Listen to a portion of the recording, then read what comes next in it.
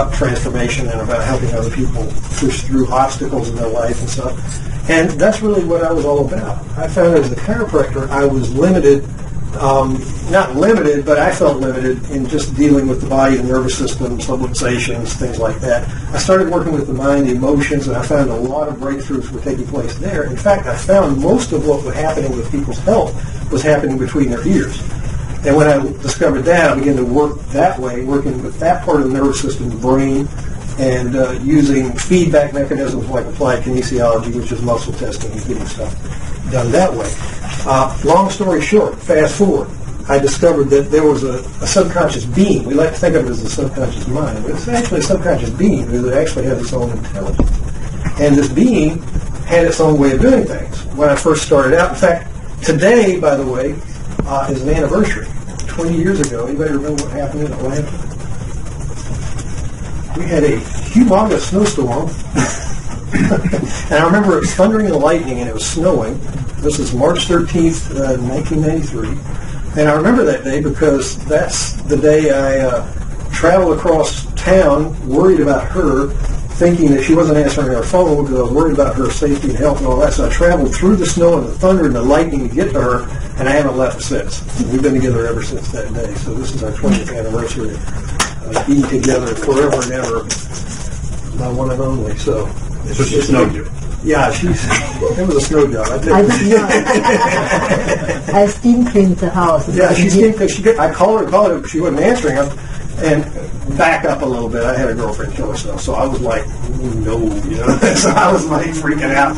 And so when she wasn't answering the phone, I was driving this little Honda through the snow and the sleet and the ice and it was thundering and lightning. I remember that. I said, this is the freakiest storm I've ever seen in my life. But I made it through, and I got through, and she was okay. She was steam cleaning. And so, and then I was so happy I stayed with her ever since. So that's the story of us. So anyway, that's for the record.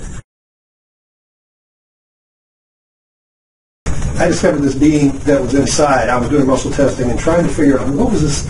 Why was my life not working the way it should? Why was I not making money? Why was I not being successful? Why couldn't I do the things I wanted to do? Why were all these tragedies and disasters happening in my life? I tried to figure this out, and I couldn't figure it out. But I figured there was a being inside of me that was making things happen. And in fact, what I did was I called this being the one who makes things happen. For lack of a better term, that's what I called it. And so, with that said, I just started testing and speaking to this being as if it were an intelligent being. And lo and behold, I started getting answers. And I kept going along this way, and I began to find out that there was there was a limit to what I could find out from this being. First of all, there seemed to be a wall. Anybody ever try to do something and you just sort of hit the wall and you just can't get beyond that wall, like you're trying to lose weight or trying to make money work or relationships work, something work, and it just doesn't happen. Anybody have that experience? Ever? Just me? Okay. Yeah. Good. And I discovered that when I hit that wall, I had no access to what lay behind it. And in logical soul work, what I discovered was that there's a field of decisions. Everything happens because a decision is made. Nothing happens when a decision is not made. A decision relates to computers. For example, a computer has switches. Notice that the circuits or whatever on, off, on, off, on, off. Everything you see on a computer screen is glitches, ons and offs. And you can actually set up logic, and that's how computers were set up, logic based on whether or not this circuit flows or whether it doesn't flow. And so it's either a yes or a no. Like that, we have synapses in the nervous system, the brain, and we're only using a very, very small fraction of our capacity, simply because there's so much going on all the time.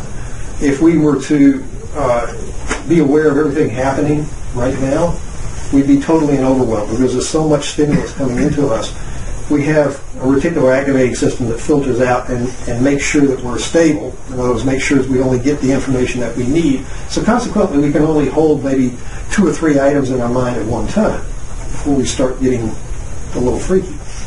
So like that, I started testing the subconscious being, and I discovered that it was an intelligence just like any other intelligent being, except it was more so. I found it was very intuitive, very powerful. And I remember we were living together, and I was walking down the hallway, and this book fell off the shelf in my path. Anybody ever had that happen? And then I opened the book, and I saw exactly what I needed to see. There was this book that somebody had given me 10 years before that. His name was Ed Steele. He gave me a book called The Secret Behind the Miracles by Max Freedom Long. And I just happened to open to that page that started talking about this being that I was testing. I'd never opened the book before. This is the first time it happened. And I still have the book. And it just opened to that section where it started talking about this Una Hipili, or this inner being that the Hunas, or the Kahunas talked about in Hawaii. And they said there were 3 separate beings, and I was like, holy cow, this is amazing. And I started looking at that, started testing it. I didn't just take it on face value. I started testing what it was saying. And that's how I came up with the logical soul. That plus the idea that I discovered there was a way of getting access beyond what I called the wall. In other words, there's this block that stood in the way between me and what I wanted. And that block, you either had access or you didn't. And most of the time that wall or that block stood in the way. And the way I got access was simply asking the wall. You know? A lot of times if we hit the wall, what are we trying to do? How many of you use affirmations, or you go through hypnosis, or maybe you're using NLP or some form of tapping or something? What we're trying to do is affect that wall. What we're trying to do is affect our so-called homeostasis. In other words, we exist in a stable condition, and this stable condition means I don't like new things too much. Just sort of, the status quo is fine. Let's just keep going the way we're going and looking at the same things we're looking at. And we're always on the lookout for more happiness, however. But as far as stability, we're always trying to hold ourselves together. Pull it together. Remember that expression? So, consequently, when new things happen, we tend to sort of shut those out. Now, this homeostasis is in our subconscious. In other words, our subconscious says, this is our parameter. These are our parameters. This is our fence. We're going to stay inside this fence. If we go outside of that, it's dangerous. And we set these parameters up based on the idea that we're going to survive and stay safe if we stay within these parameters. That's what I call the law of very good reason. Subconscious has a very good reason for setting these parameters, pulling up this wall and saying, you can't go beyond this. And we listen to it because we don't know any better. We don't know how to get beyond or get access beyond that wall. And so consequently, we defined the parameters before we were 6 years old, for the most part, and we stay there. And that's how we live our lives.